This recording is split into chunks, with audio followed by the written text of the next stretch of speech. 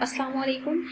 Here we will do some practice of figures related to areas of triangles और parallelograms. ठीक है, तो यहाँ पे सबसे पहली वर्किंग में हम ऐसे करते हैं, मेंशन कर देते हैं find the areas of following figures.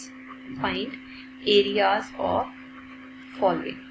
ठीक है, और जो जो फिगर गिवन होगी ना, इन सब का हमने बेसिकली जस्ट एरिया ही निकालना होगा. तो सबसे पहला काम हम ये करते हैं, यहाँ पे एक फिगर ड्रॉ कर लेते हैं और वो फिगर किसी भी टाइप की हो सकती है. ठीक है, यहाँ पे देखें जो आपको फिगर गिवन है ये रेक्टेंगल दिख रही है और इस रेक्टेंगल की जो साइड्स है ना वो आपको गिवन है. ये 6 सेंटीमीटर है, ये 3 सेंटीमीटर है और यहाँ पे 90 का एंगल आ रहा है. तो 90 के एंगल को देख के हमें कन्फर्म है ये रेक्टेंगल शेप है. ठीक है, अगर ये रेक्टेंगल शेप है ना तो मतलब सबसे पहले तो हम यहाँ ये लिख देते हैं the given shape is rectangle.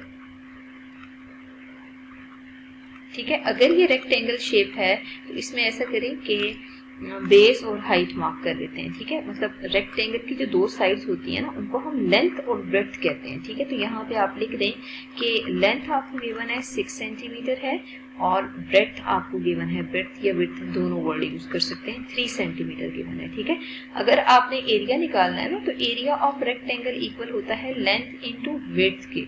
ठीक है, तो यहाँ पे मार्क कर दें कि ये लेंथ इनटू विड्थ के इक्वल है. अगर ये लेंथ इनटू विड्थ के इक्वल आ रहा है ना तो यहाँ पे प्रॉपर आप सॉल्व करें, वैल्यूज पुट करके लेंथ 6 सेंटीमीटर है, विड्थ 3 सेंटीमीटर है, इन दोनों वैल्यूज को मल्टीप्लाई करें तो answer will be 18 centimetre square. तो मतलब जो वर्किंग है इसमें आप देख सकते हैं एरिया ऑफ रेक्टेंगल का आंसर आपने 18 सेंटीमीटर के इक्वल प्रूव किया है. अब हम मजीद एक शेप कंसिडर करते हैं सेकेंड, और वो शेप कुछ इस तरह से गिवन है आपको कि यहाँ पे 90 का एंगल है. ठीक है, और ये 4 सेंटीमीटर लेंथ है. तो जब बाकी लेंथ गिवन नहीं है ना इसका मतलब है ये स्क्वायर शेप है. ठीक है, as the given shape is square. ठीक है, स्क्वायर एक ऐसी शेप होती है, द गिवन शेप इज यहाँ पे लिख लेते हैं. ठीक है, स्क्वायर एक ऐसी शेप होती है जिसकी चारों साइड्स इक्वल होती हैं और एक एंगल मतलब सारे एंगल 90 के इक्वल होते हैं. ठीक है, अब आप देखें कि आपको ना लेंथ ऑफ साइड गिवन है. अगर लेंथ ऑफ साइड आपको गिवन है ना L मीन्स लेंथ आपको गिवन है डेट इज 4 सेंटीमीटर. तो एरिया ऑफ स्क्वायर अगर आपने फाइंड आउट करना है तो एरिया ऑफ स्क्वायर का फार्मूला होता है L मल्टीप्लाई L. ठीक है, मतलब लेंथ को आपने लेंथ से ही मल्टीप्लाई करना होता है. तो लेंथ आपको 4 सेंटीमीटर गिवन है, 4 सेंटीमीटर को 4 सेंटीमीटर से मल्टीप्लाई करें. मल्टीप्लाई करके जो आंसर आपको मिल रहा है वो आ रहा है 16 के इक्वल. ठीक है, तो 16 सेंटीमीटर स्क्वायर आंसर आ रहा है और यही रिक्वायर्ड आपके पास आंसर है. ठीक है, मूव करते हैं हम एक और क्वेश्चन की तरफ. थर्ड पार्ट में हम ऐसा करते हैं, एक पैरेललोग्राम कंसीडर कर लेते हैं. देखें मतलब फिगर टू फिगर वेरिएशन होती है ना, तो अगर आपको ये पैरेललोग्राम शेप गिवन है ना तो पैरेललोग्राम में फार्मूला चेंज होता है बेस इनटू हाइट. ठीक है, अब आप देख सकते हैं यहाँ पे 8 सेंटीमीटर गिवन है और इसके अलावा आपको ये मार्क्ड है कि 90 का एंगल यहाँ पे है और ये लाइन भी 4 सेंटीमीटर गिवन है. ठीक है, तो अगर ये शेप पैरेललोग्राम है ना तो आपको यहाँ पे जो बेस है वो 8 सेंटीमीटर गिवन है क्योंकि ऑपोजिट साइड्स इक्वल होती हैं. ठीक है, और उसके बाद जो हाइट है मतलब जिसको हम एल्टीट्यूड भी कहते हैं, बेस इंटू एल्टीट्यूड या बेस इंटू हाइट सेम होता है. ठीक है, फार्मूला 8 सेंटीमीटर की इक्वल है. तो आपने यहाँ पे area of parallelogram find out करना है. Area of parallelogram base into height के इक्वल है. ठीक है, तो बेस आपको गिवन है 8 सेंटीमीटर है और हाइट आपको गिवन है 4 सेंटीमीटर है. दोनों को मल्टीप्लाई करें 8 4 और 32 तो 32 सेंटीमीटर के आंसर आ जाएगा. तो आप देख सकते हैं शेप टू शेप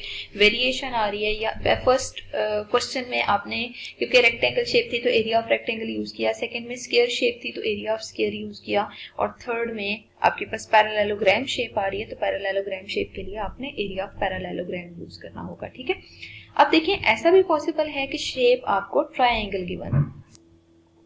तो यहाँ पे मजीद एक शेप कंसीडर कर लेते हैं. मे बी पॉसिबल आपको एक ट्रायंगल गिवन हो और उस ट्रायंगल में आपको प्रॉपर मेजरमेंट भी गिवन हो कि ये 16 सेंटीमीटर के इक्वल है और जो आपको यहाँ पे हाइट गिवन है वो 10 सेंटीमीटर है. ठीक है, यहाँ पे हम बाहर मार्क कर लेते हैं ये 10 सेंटीमीटर है बट यहाँ पे 90 का एंगल आ रहा है. ठीक है, अब देखिए ट्रायंगल है ना, ट्रायंगल में भी अगेन आप चेक कर सकते हैं बेस आपको गिवन है कि ये 16 सेंटीमीटर के इक्वल है और again the word altitude, the word height is same, तो दोनों में से कोई भी यूज कर लें। यहाँ पे लिख लें कि हाइट आपको 10 सेंटीमीटर के इक्वल गिवन है, ठीक है। अगर आपको ये दोनों टर्म्स क्लियर हैं तो इसका मतलब ये है कि आप एरिया ऑफ ट्राइंगल का फार्मूला यूज करें। एरिया ऑफ ट्राइंगल अगर आपने फाइंड आउट करना है तो वो half of base into height के इक्वल है, तो यहाँ पे बेस की जगह बेस की वैल्यू और हाइट की जगह हाइट की वैल्यू आप पुट कर देंगे, ठीक है। अब देखिए बेस की जगह आपने 16 वैल्यू पुट करनी है और यूनिट सेंटीमीटर है, और हाइट की जगह 10 वैल्यू पुट करनी है और यूनिट इसका सेंटीमीटर है। तो अब आप जरा वैल्यू से रिप्लेस करें, 16 10 160, 160 को जरा 2 से डिवाइड करें तो आंसर विल बी 80, और दोनों सेंटीमीटर और सेंटीमीटर मल्टीप्लाई होंगे तो आंसर सेंटीमीटर स्क्वायर के इक्वल आएगा, ठीक है। तो मतलब ये आप देख सकते हैं कि अब जो शेप है वो ट्राइंगल गिवन थी तो आपने एरिया ऑफ ट्राइंगल यूज किया, ठीक है। तो एट द एंड हम समराइज करके सारे रिजल्ट्स लिख लेते हैं।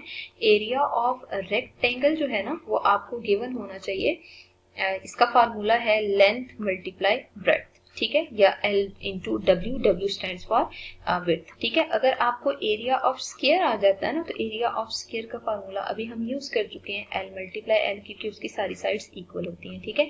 फिर आपने देखा कि एरिया ऑफ पैरालेलोग्राम आपने फाइंड आउट किया, that is basically 1/2 into base into height के इक्वल आ रहा है, ठीक है।